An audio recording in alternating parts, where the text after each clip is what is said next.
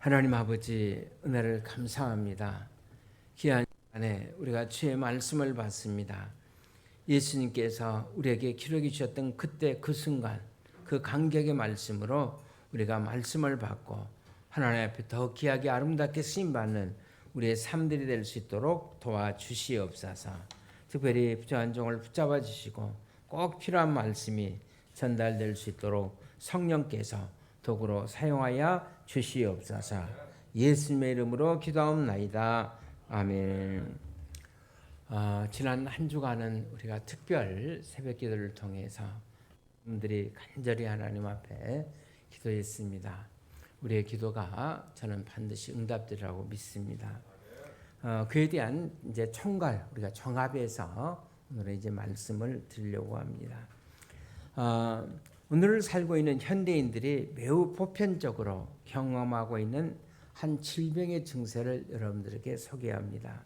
이거는 누구나 다 경험하지만은 누구도 확실히 정리할 수 없는 겁니다. 이것은 우리의 지성과 감성을 혼란시키고 우리의 의지를 무기력화시키기도 합니다. 이것은 우리의 기억력을 둔화시키고 사고력을 감퇴시키면서 삶의 효율성을 무너뜨리기도 합니다. 또 이것은 우리에게 두려움을 증폭시킵니다. 슬픔을 가중시키고 불안을 증대시키기도 합니다. 이것은 우리를 둘러싸고 있는 적대적으로 위험한 환경에 적응하기 위한 일종의 신체의 메커니즘, 자기 방어에서부터 비롯된 것입니다. 이것은 고혈압, 심장마비, 위궤양, 혹은 불면증, 알코올 중독, 각종 암의 원인이 되기도 합니다. 이것은 모든 유형의 현대인들의 질병의 직접 간접적인 요인으로서 80% 이상의 원인을 제공하고 있기도 합니다. 이것이 잘 매니저되지 아니하면 매니저되면 삶에 대한 성취도 가능할 수 있지만은 잘못 매니저되면 삶의 모든 성취를 한순간에 파괴해 버릴 수도 있습니다. 여러분 궁금하죠? 이게 뭐라고 생각하시죠? 스트레스예요. 스트레스. 자, 현대인들은 이런 스트레스로부터 해방되기 위한 소위 여가 문화의 발달을 시켜왔습니다. 그래서 문화활동, 소위 레크리에이션, 엔터테인먼트, 취미활동, 사교활동, 등산, 바캉스, 또 베케이션 혹은 다양한 신체적인 프로그램들이 모든 것은 필요한 것이고 그리고 이 모든 것들이 삶의 치료에 건강에 도움을 주고 있는 것이면 틀림이 없습니다. 그러나 여러분 이런 노력만으로 인간은 근본적인 치유를 경험할 수가 없다는 것입니다. 그래서 오늘 또 사람들은 계속해서 병원의 문을 노크하고 있습니다. 프랑스 한 유명한 정신과 진료실에 한 남자가 우울증을 치료하기 위해서 왔습니다. 의사는 여러 가지로 의학적인 테스트를 했습니다. 그리고 적지 않은 시간 동안 대화를 나누니 이제 의사 선생님이 이런 처방을 내렸다고 합니다. 요즘 우리 불란서에 아주 인기 있는 코미디 프로그램이 하나 있는데 너무 일에 몰두하거나 일에 중독되지 마시고 요즘 그 그발디라는 유명한 영국 배우가 있는데 그런 영국도 보시고 마음껏 웃어보기도 하고 그 영국 속에 한번 빠져들면서 삶의 리듬을 한번 바꿔보십시오 라고 그렇게 처방을 내려주셨습니다. 환자는 그 얘기를 듣고 무표정을 지었다고 합니다. 잠시 후 병원을 빠져나오면서 그가 얘기하기를 이렇게 혼자 독백을 남겼대. 바로 그 유명한 그리발디인데 저는 병원의 존재, 의사 선생님의 존재, 의약부의 존재를 결코 반대하는 것은 아닙니다. 그러나 여러분 병원을 너무 의지할 필요는 없어요. 그러나 보다 근본적인 정신적인 건강, 본질적인 정신의 치유를 위해서는 여러분 하나님께서 우리에게 특별하게 선물로 보내주신 특별한 의사 한 분이 계세요. 그분이 누구인 줄 아십니까? 바로 예수 그리스도이십니다. 예수님은 2000년 전 팔레스타인이라는 조그만 이스라엘 땅에 가난과 그리고 정치적인 여러 혼란 속에서 시달리고 있었던, 그리고 스트레스 속에서 시달리고 있었던 그 당시의 민중들에게 이런 말씀을 증거하셨어요. 오늘 본문의 내용입니다. 수고하고 무거운 짐자들아 다 내게로 오라. 수고하고 무거운 짐진 자들아 다 내게로 오라. 나는 여러분들에게 힘을 줄 수가 있습니다. 저는 이것이 바로 2000년 전 이스라엘 백성들에게만 주신 말씀이 아니라 오늘을 살아가고 있는 우리 현대인들, 오늘 여러분과 저에게도 주신 말씀으로 믿습니다. 그래서 우리는 기독교의 메시지를 복음이라고 그럽니다. 헬라어로 우리가 뉴앙겔리온 이렇게 얘기하는데 우리가 영어로는 굿뉴스. 여러분 세상에서 가장 좋은 소식이 그거를 가르쳐 우리가 복음이라고 그러잖아요. 복음의 전령사. 복음. 우리가 영어로는 가장 좋은 소식, 기쁜 소식, 굿뉴스. 여러분 이것이 오늘 살고 있는 이 시대 거리의 사람들, 여러분과 저에게도 유효하지 못한 약속이라면 제가 설교할 이유도 없고 목회를 할 이유도 없겠죠. 그러나 주님께서 수고하고 무거운 짐자들아 다 내게로 오라, 이 말씀은 구약시대나 예수님 당시 시대나 오늘을 살고 있는 우리 시대에도 똑같이 필요한 말씀이라고 믿습니다. 왜냐하면 이것은 복음이기 때문에. 이 복음을 이 기쁜 소식을 전하기 위해서 여러분 교회가 존재하는 것입니다.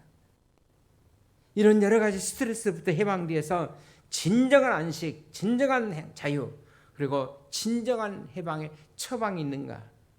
자, 오늘 여러분들 예수님께서 우리에게 처방하신 대로 두 가지를 통해서 같이 은혜를 나누고자 합니다. 단순하지만 근본적인 저는 치유의 방법이라고 믿습니다. 첫째로 예수님은 우리에게 주신 처방은 내게로 오라는 거예요.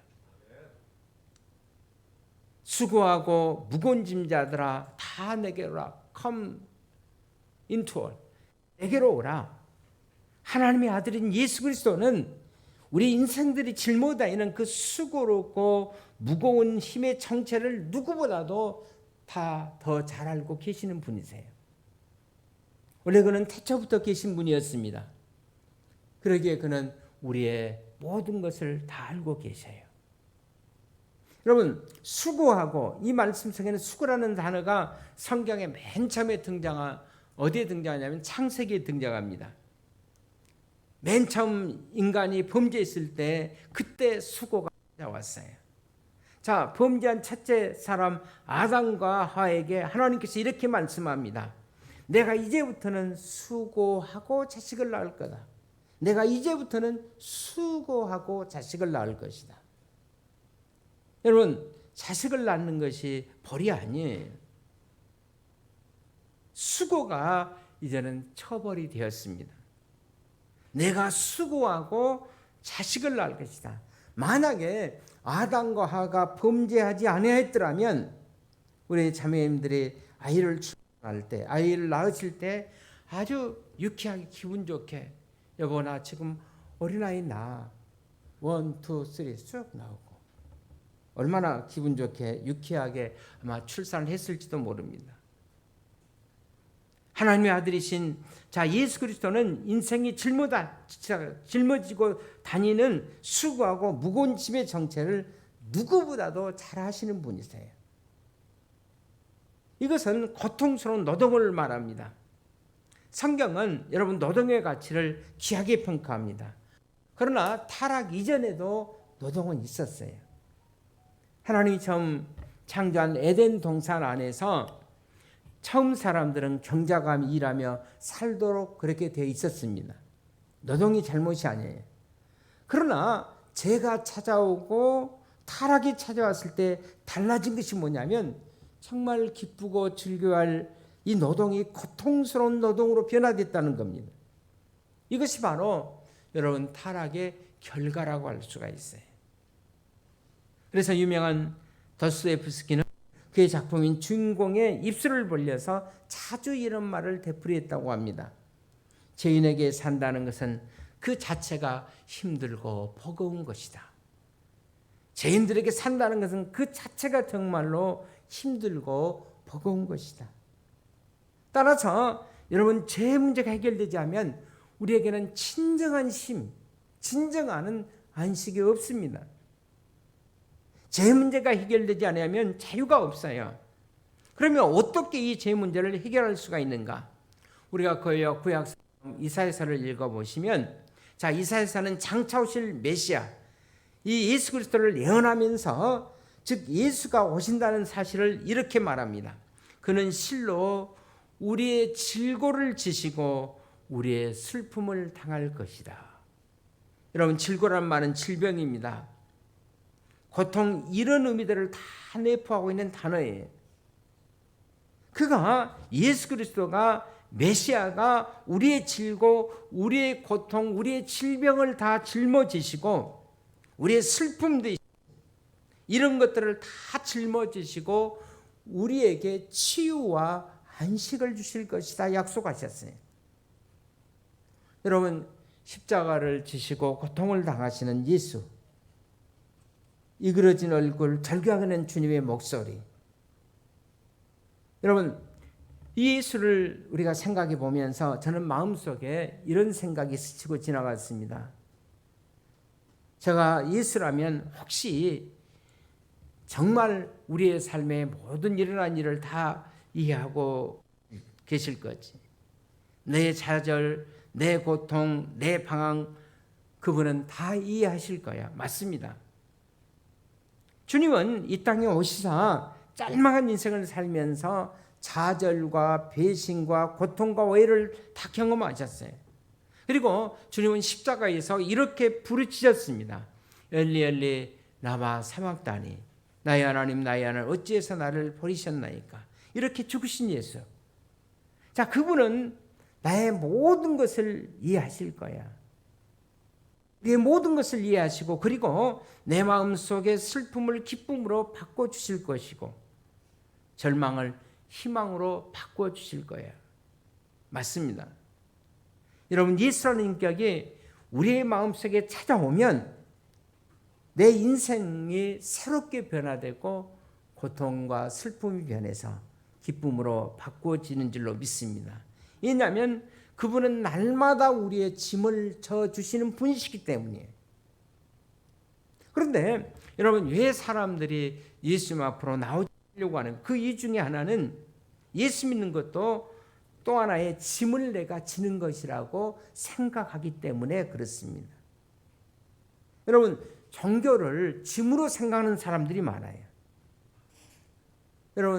여러분들이 좋은 어떤 운동을, 여러분들이 건강을 위해 산다 하면, 기쁜 마음으로 하는 운동이 있다면 그걸 아마 짐으로 생각하는 사람 하나도, 이건 운동하는 시간이니까 기쁜 마음으로 뭐 조깅을 한다 할지 아니면 뭐 운동을 한다 할지 뭐 그렇게 하시겠지 않습니까?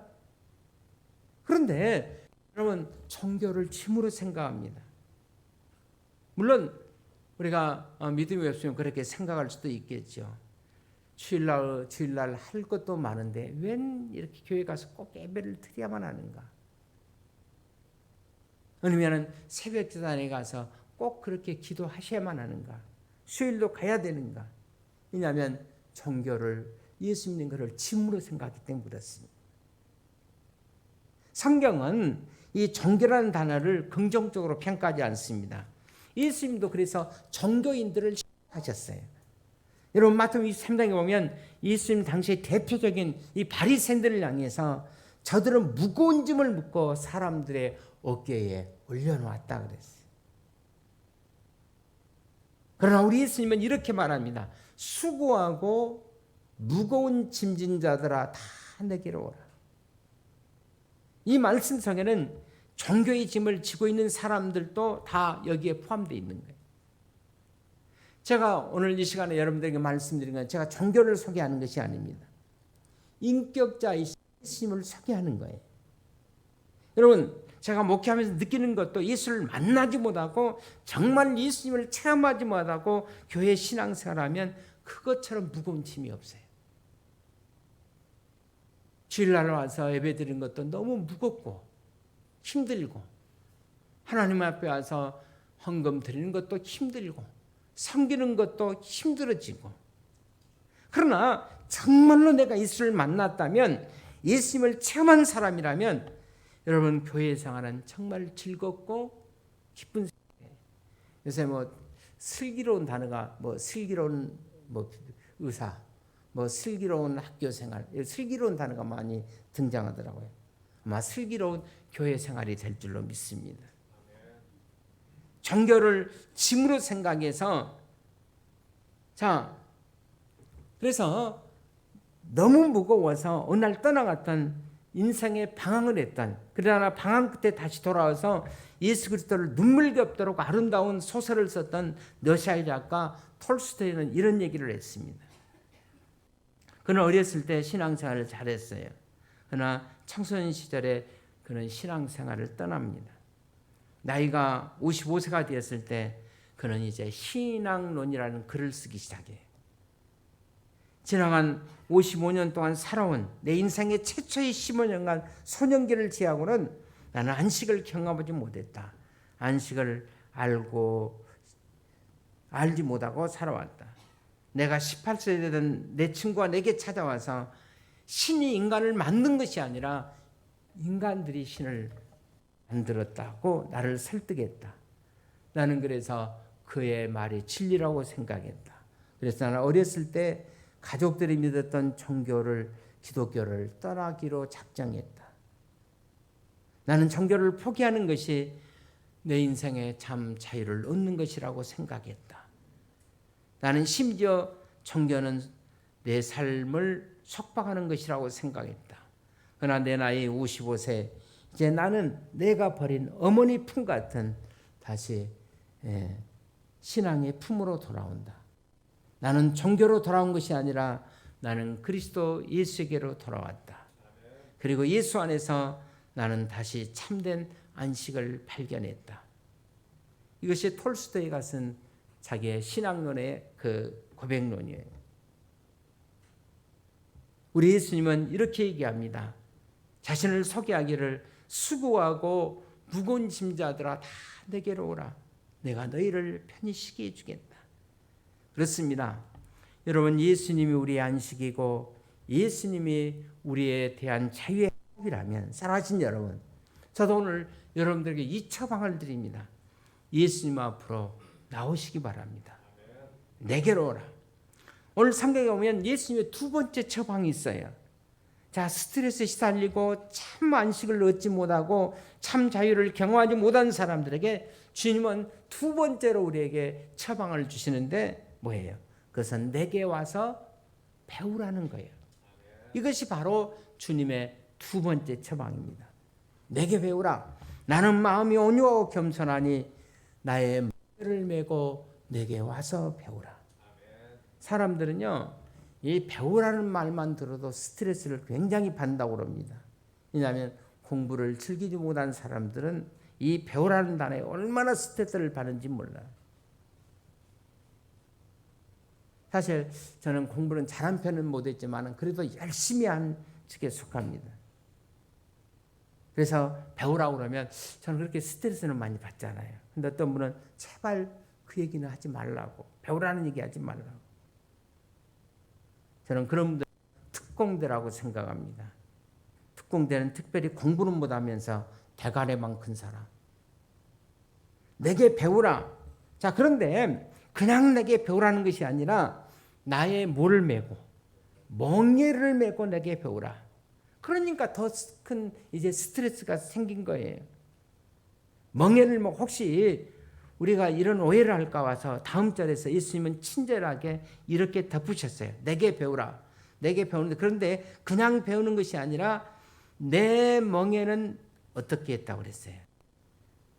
자, 내 멍에는 그 다음에 성경이 뭐예요? 쉽고 그랬어요. 내 멍에는 쉽다. 다시 말하면 성경 원문대로 표현하면 내 멍에는 편리하다. 내 멍에는 잘 맞는다. 그런 뜻이에요. 자, 이 말은 무슨 얘기냐면 지금 우리가 그 양복을 살 때, 신사복을 살 때 백화점이나 아니면 양복점에 와있는 자기 맞는 사이즈로 이렇게 맞춰서 사고 입습니다. 근데 옛날에는 다 어떻게 했어요? 양복점에 가서 이제 양복을 맞추죠. 재단을 하고 양복을 맞춥니다. 그리고 이제 다 되고 나면 이제 먼저 한번 가봉을 하고 그다음에 이제 잘 이렇게 해서 마치면 우리가 옷을 입게 되죠. 자, 첫 양복을 입어볼 때 양복 주임이 재산사나 또 다른 사람들이 보시면서 이렇게 말씀할 수 있어요. 참 양복 잘 맞으십니다. 그러니까 우리가 이걸 영어로 피팅웨어이라고 그렇게 얘기하는데 참 양복 잘 맞습니다. 참 멋지십니다. 오늘 성경에 내 멍에는 쉽다는 얘기가 그 말이에요. 내 멍에는 잘 맞는다. 여러분, 멍에는 원래 누구에게 메어지는 거죠? 제가 어렸을 때 시골에 자랐는데 소가 일을 하려면 반드시 뭐를 매야 됩니까? 목에다가 어깨에다가 멍에를 매야 돼. 그러니까 팔레스타인 땅에도 여러분 그 당시에 농사가 많이 있습니다. 그래서 좋은 멍에를 맞춰줘야 소가 제대로 힘을 써요. 안 맞으면 막 멍에가 턱 벗겨지기도 하고 저희 아버지가 제가 어렸을 때 목수였기 때문에 멍에를 잘 만드셨어요. 동네 사람들이 많이 만들어 드리기도 하고. 근데 소에게 잘 맞는 멍에를 맞춰줘야 소가 제대로 힘을 쓸 수가 있고 일을 할 수가 있습니다. 또 무거운 짐을 할 때는 소 한 마리가 아니라 혹은 두 마리 이상에게 멍에를 같이 이렇게 맞춰줍니다. 그러면 이제 소 두 마리가 같이 연결해서 멍에 하나씩 끼우고 또 같이 연결해서 거의 동시에 이렇게 움직이도록. 근데요, 여러분 소 그러면 사람들이 잘 이해를 못해요. 소같이 아마 순하고 소같이 말 잘 듣고 소같이 영리한 동물이 없어요. 제가 시골에 보면 우리 주원이 같은 어린아이더라도 자기 집에 소를 끌면 소는 묵묵하게 따라와요. 저도 어렸을 때 소꿀을 많이 이렇게 먹이기도 하고 또 여름 같은 데는 또 그 소의 그 저수지에 가서 끌고 와서 소 타는 재미가 아주 솔솔해요. 그거. 그러다가 물을 너무 많이 먹어갖고 그 다음 날에 소가 설사하면 이제 불러가서 혼짝 나는데 부모님이 혼짝 난 적도 있고 그러는데 하여튼 소는요 얼마나 영리한지 몰라요. 근데 소가 두 마리가 딱 같이 이제 멍에를 끌면 소도 그렇게 한다고 그러면 리더가 있대요. 하나가 딱 움직이기 시작하면 그 다음 소가 움직여요. 리더가 움직여줘야. 근데 또 소도 누구를 잘 만나야 되냐면은 소를 모는 사람을 잘. 멍에가 안 맞아 지금 힘들고 쭈뚱거리고 있는데 막 때리기만 하니까 소가 어떨 때는 이탈하기도 하고. 자, 예수님께서 오늘 그 얘기를 하고 있는 거예요. 자, 이는 내 멍에는 뭐예요? 쉽다 그랬어요. 내 멍에는 잘 맞는다. 여러분, 예수님 원래 예수님 아버지의 직업이 뭐였죠? 목수라고 알고 있는데 실제적으로는 성경을 연구하는 역사들에 보면 목수인지 아닌지 잘 모른다 이렇게 됩니다. 아무튼 그러나 통념상으로 우리가 예수님 아버지가 목수라고 그랬어요. 그러니까 저희 아버지도 목사였으니까 저도 목사가 된 거예요. 이제 끄덕끄덕 하시네. 그런데 아마 예수님의 아버지인 요셉이 일하고 있었던 목공소에는 아마 이런 글씨가 써 있을지 몰라요. 여기서 만든 멍에는 잘 맞습니다. 여기서 만든 멍에는 정말 소에게 잘 맞습니다. 그래서 예수님은 아마 이 말씀을 기록한 것을 보시면 이 멍에가 무언가를 잘 하시는 분이라고 생각합니다.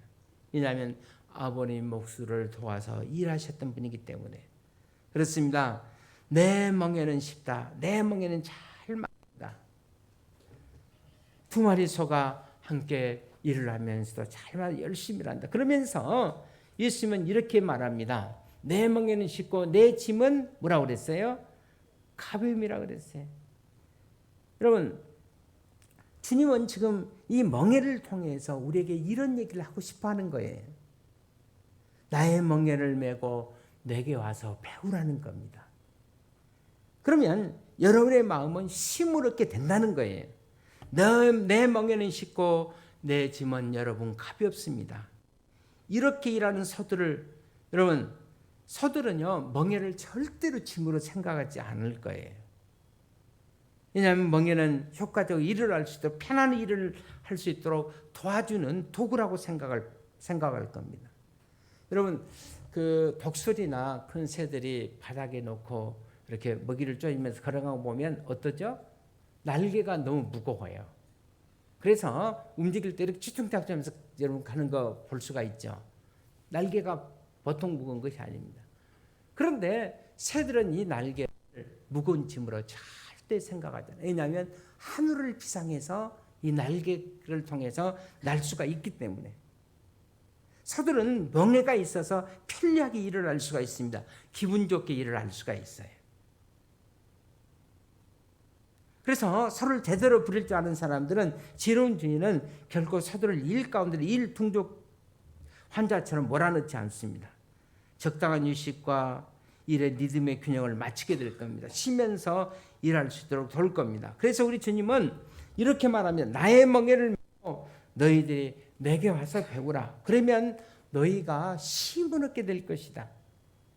여기서 쉼이라는 단어는 본래 히브리어에 보면 다시 일어나 일하기 위해서 쉰다는 뜻이에요. 이것은 무한한 휴식이 아닙니다. 무의도식 휴식이 아니에요. 동양 종교 속에 팀이라는 명상이 강조하는 것처럼 우리는 어떤 무기력한 어떤 다른 일과 상관없이 하는 휴식, 그냥 무의도식하고 게으르고 이런 휴식을 얘기한 거 아니에요.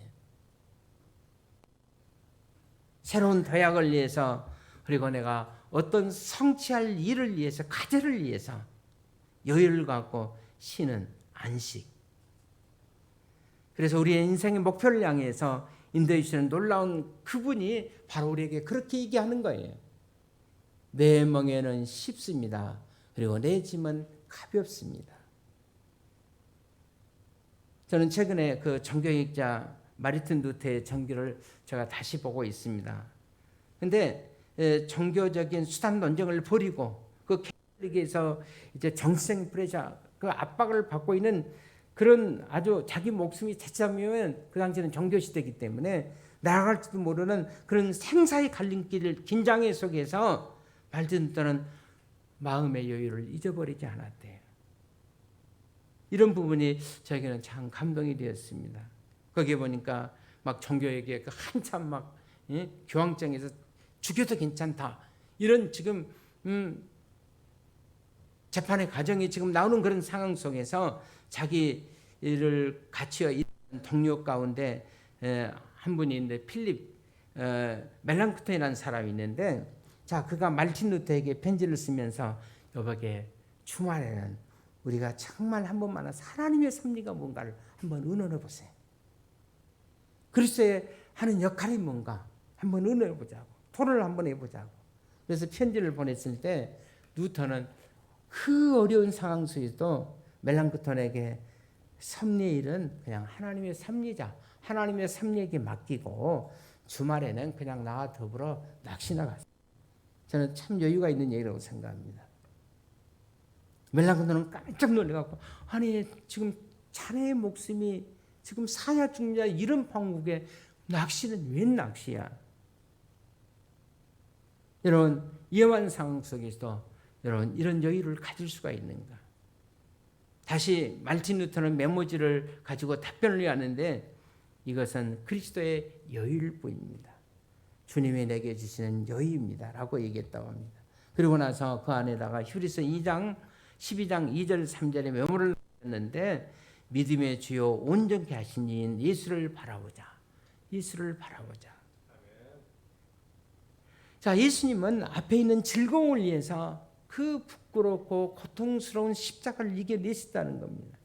여러분 전지하신 예수님 모든 것을 다 알고 예수님에게 있어서 십자가는 얼마나 큰 스트레스겠어요.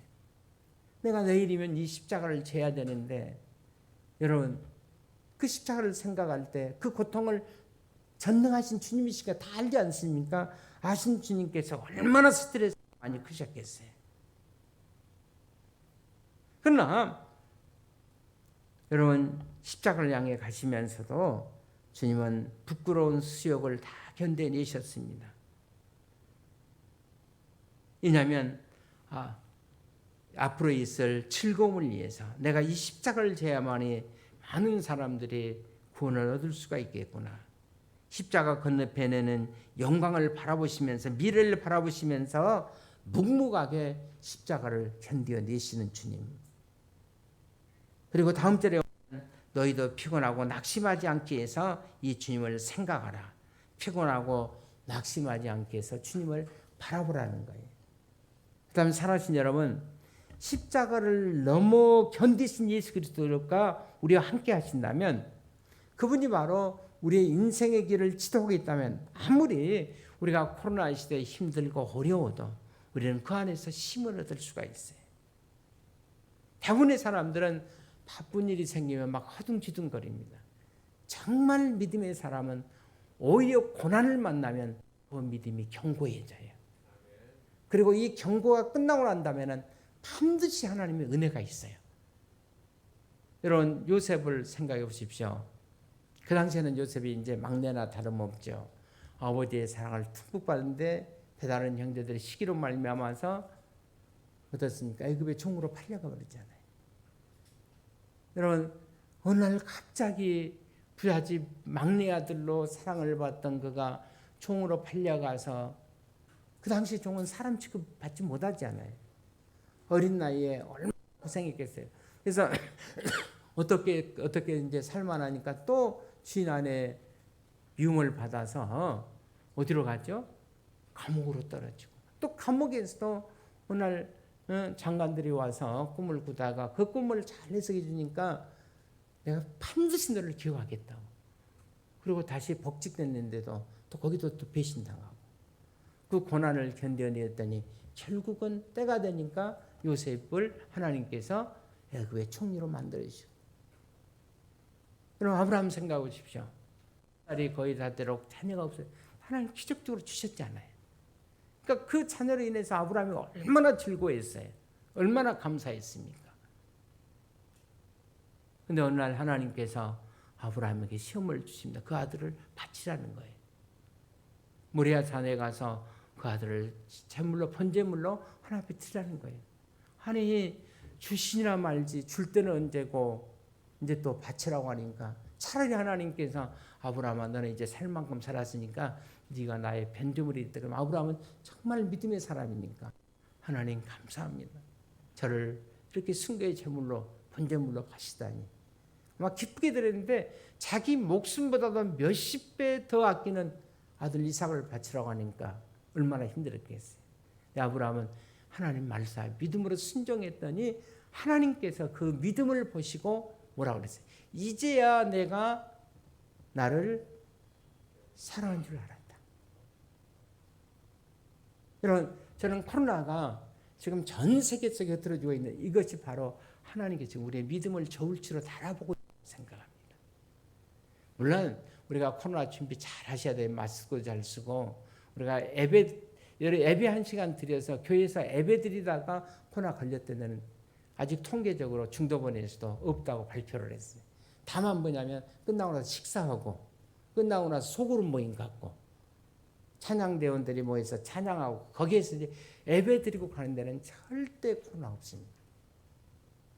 이번에 우리 또 울산에서 총회 모일 때 이제 1,600명이 모이는데 중도본에서는 한 900명만 1,000명만 모이라고 그렇게 합니다. 그래서 이제 한 세 군데에서 1,000명 모이고 그다음에 이제 300씩 나눠서 조그만 교회에서 나눠서 모이는데 아마 우리 교회처럼 이렇게 떨어져서 앉았는데 예배 드리고 나면 식사만 하지 말아라. 거기서 뭐 나눠 먹지 말아라. 그것만 하면 여태까지 없었으니까. 그래서 중도본에서 허락해 주셨어요. 단 조건은 식사 안 한다는 조건. 그리고 서로 나눠 먹지 않는다는 조건. 그렇습니다. 여러분 하나님께서 우리의 믿음 달아볼 때 여러분 하나님을 사랑하는 믿음의 추가 더 올라가기를 바랍니다. 하나님을 불신하는 믿음의 추가 점점 더 올라가면 그래서 제가 여러분들에게 예배 드릴 때도 항상 앞자리에 오라는 이유가 그래요. 지금은 이제 우리가 거리 관계 유지합니다만 저는 그 새벽 예배 드릴 때 될 수 있으면 앞자리에 오시면 좋겠어요. 왜 뒤에 가서 앉는지 모르겠어요. 주님과 나 사이에 꼭 거리 같아 가서 불편할 때가 많아요. 될 수 있으면 앞자리에 앉으십시오. 앞자리에 앉아서 은혜 받고 또 기도하고. 저도 뒷자리에 앉으면 은혜가 안 돼. 그렇습니다. 여러분 고난 속에서도 여러분 주님에게 와서 참 안식을 얻을 수 있기를 바랍니다. 제가 올 초에 참 요새 TV 조세 나오는 미스터 토롯 있잖아요. 그 은혜가 되더라고. 죄송합니다. 그 방송 들으니까 참 은혜가 돼요. 그 꼬마들이 얼마나 노래를 잘하는지 은혜가 되는데, 요새 제가 그래서 유행가 가사를 좀 듣다가 참 은혜가 되는 가사가 돼서 여러분들에게 은혜가 되니까 소개해줘도 괜찮겠다. 그래서 한번 여러분들에게 읽어드리고 소개해드리고 오늘 설교를 마치려고 합니다. 저는 이 노래를 들으면서 이 유행가 가사를 들으면서 마치 성령께서 제게 말씀하는 것 같았어요. 성령의 음성 같았어요. 제가 읽어드리겠습니다. 내가 가는 길이 험하고 멀지라도 그와 함께 간다면 좋겠네. 우리 가는 길에 아침 햇살 비치면 행복하다고 말해주겠네. 이리저리 둘러봐도 제일 좋은 건 그대와 함께 있는 것. 그대에게 행복을 주는 사람. 내가 가는 길이 험하고 멀지라도 그대 내게 행복을 주는 사람. 이 노래를 요새 인기 있는 성악가 트로트에 나왔던 김호중 씨가 부르는데 너무 잘 부르더라고. 그래서 저는 이 노래를 들으면서 이제 예수님을 생각했어요. 자, 그대 속에 예수님을 넣고 예수님 말고 누가 우리에게 이런 행복을 줄 수가 있겠는가? 내가 가는 길이 험하고 멀지라도 그대 주와 함께 가면 얼마나 좋겠는가? 가는 길에 아침 햇살 비치면 행복하다고 말할 수 있겠네. 이리저리 들러와도 제일 좋은 것 주님과 함께 하는 것.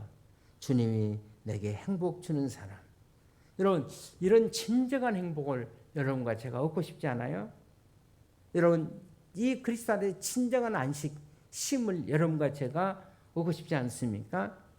자, 주님은 우리에게 이런 자유와 참 행복을 주시기 위해서 십자가에서 우리의 허물과 죄와 모든 것을 담당하셨습니다. 그리고 보배로운 피를 흘려주셨어요. 그리고 우리에게도 이것이 끝이 아니라 우리가 죽으면 영원히 산다는 것을 말씀해 주시기 위해서 죽었다가 다시 3일 만에 부활의 첫 열매. 너희도 이렇게 산다. 그래서 부활의 첫 열매라고 그럽니다. 부활의 첫 열매가 되셨어요.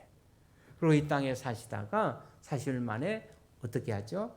너희도 이렇게 하나님 나라에 가서 영생 복락을 누리게 된다. 승천하셨어요. 그러면서 우리에게 이렇게만, 내가 반드시 너희를 다시 데려오겠다.